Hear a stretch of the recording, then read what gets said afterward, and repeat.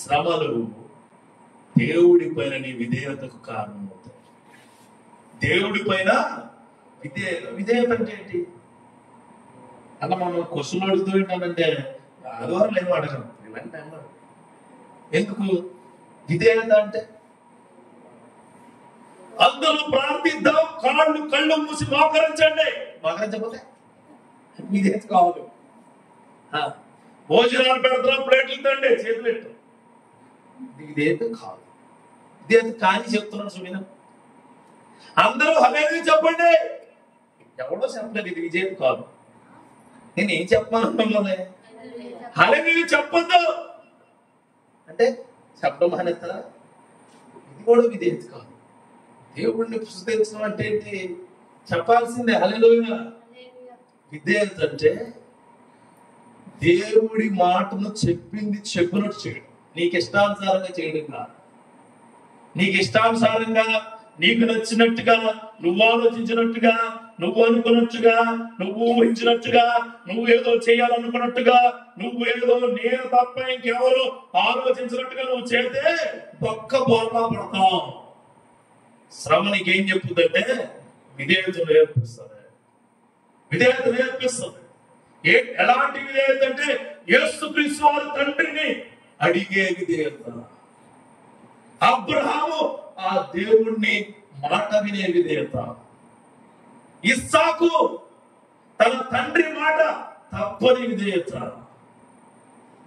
యోసేపు తన యొక్క నిజాయితీని విడవని విధేయత. యోబు ఆ దేవుడి యొక్క మాట తప్పకుండా విధేయత. ఈ రోజున ఇక్కడ ఉన్న వాళ్ళకి వీటిలో ఏ ఒక్క విధానంలో కరెక్ట్ గా ఉంటే నీ శ్రమలు నీకు విధేయత ఖచ్చితంగా చూపిస్తాయి. లేకపోతే నీ శ్రమలో ఏ విధమైన ఉపయోగాల్లోనే ఉండవు. హెబ్రీయులకు రాసిన పత్రికలో 5వ అధ్యాయము 8వ వచనం తీయండి. విధేయత కోసం చెప్పే ప్రతిదానికి ముందుగా నేను ఎక్కువ తీయించలేదు మీ చేత. ఆయన కుమారుడై ఉండి తాను పొందిన శ్రమల వలన విధేయత నేర్చుకున్నాను. చాలండి, ఇంకా కింద మెల్కీషెదెకు కోసం అవసరం లేదు. ఆయన పొందిన శ్రమల వలన ఎవరు నేర్చుకున్నామంటే విధేయతది? ఎవరు? యేసయ్యట ఆయన పొందిన శ్రమల ద్వారా విధేయత నేర్చుకున్నాడు. హల్లెలూయా. ఆయన అంటాడు సిలువ మీద, ప్రభువా నా ఆత్మ నీకు అప్పగించే మనుషులుగా ఉండాలి. ప్రతిదీ అప్పగించే మనుషులుగా, శ్రమను అప్పగించాలి, బాధను అప్పగించాలి, కష్టాలను అప్పగించాలి, ప్రార్థనను అప్పగించాలి, కృతజ్ఞత అన్ని దేవుడికి అప్పగించే వాడిగా నిన్ను ఉంచునుగాక. అప్పుడు నీకు విధేయత అవుతుంది. విధేయత లేనివాడు దేవుడికి ఇష్టడై ఉండడం అసాధ్యం. విధేయత చాలా ఇంపార్టెంట్. యేసయ్యకు ఉన్న ప్రతి లక్షణము మాకు ఉండాలి. చూడండి, ఒక ఊర్లో ఒక రాజు గారికి చాలా గొప్ప గొప్ప కార్లు, గొప్ప గొప్ప అన్ని ఉంటాయి. కానీ ఆడు తినేది, నువ్వు తినేది, ఆడు తినేది ఉంటాయి. కానీ నువ్వు అతను ఏమైనా అన్నాడు అనుకో, అన్నం తిన్నావా? మేము వ్యవస్థ అండి చెంబాలు పెట్టి ఆకలి ఎవరిదన్నా ఉంటాయి. అంటే మనలో మనం ఏం చేసుకుంటున్నాం? ఎప్పుడు, ఎక్కడ, ఏ ప్లేస్ లోను, ఎవరి దగ్గర నీ వ్యక్తిత్వాన్ని తగ్గించుకోగా దేవుడు తగ్గించుకోమనంటే నీ ఆహారాన్ని, వ్యక్తిత్వాన్ని కాదు. వ్యక్తిత్వాన్ని ఏంటో తెలుసా? ఎంత పెద్ద వ్యక్తి దగ్గరికైనా యేసయ్య మాటను తూచా తప్పకుండా పాటించడమే విధేయత. అది వ్యక్తిత్వంలో పెట్టింది.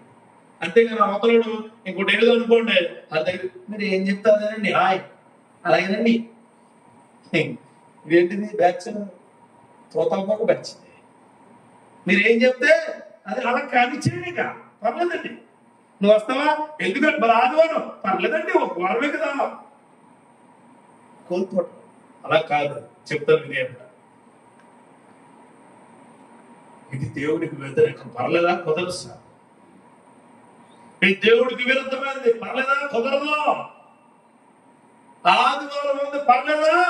అస్సలు వేస్తున్నాము నాన్న. ఎందుకు అంటే నా దేవుడిని స్మరించుకోవాలా, నా దేవుడికి విలువైన సమయం ఇవ్వాలా.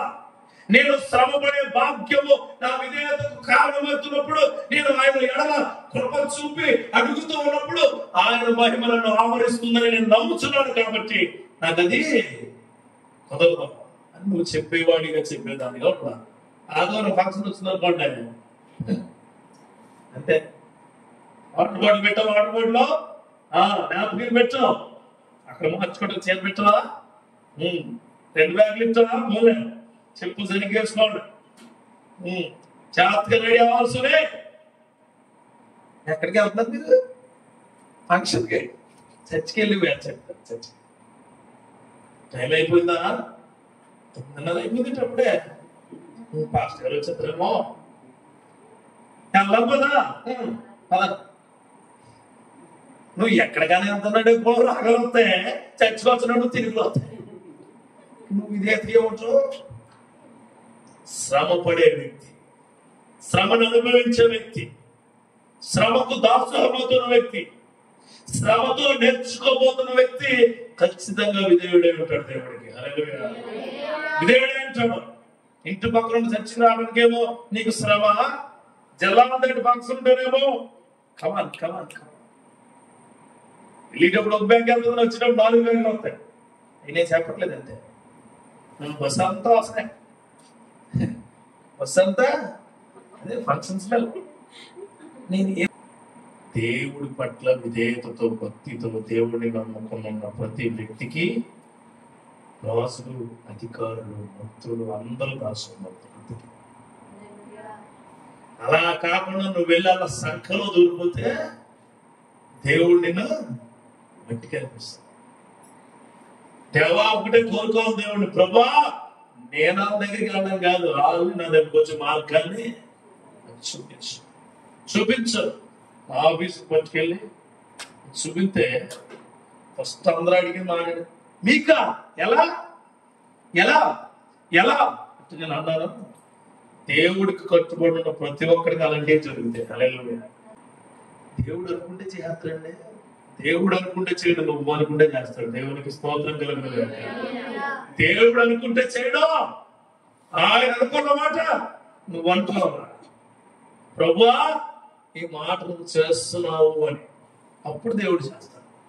అప్పుడు దేవుడు చేస్తాడు. ఇది ఎందుకు చెప్తున్నానంటే, ఈ మాట లోపల చాలా శ్రమలు ఉంటాయి, చాలా ఇబ్బందులు ఉంటాయి. అవన్నీ పక్కన పెట్టి నీకు కావాల్సింది ఖచ్చితంగా నిక్కచ్చుగా దేవుణ్ణి అడిగితే ఆ శ్రమలన్నీ తీసివేసే బాధ్యత నీకు ఇస్తాడు. అది కుటుంబంలో ఎలాంటిదైనా సరే గుర్తుంచుకోండి.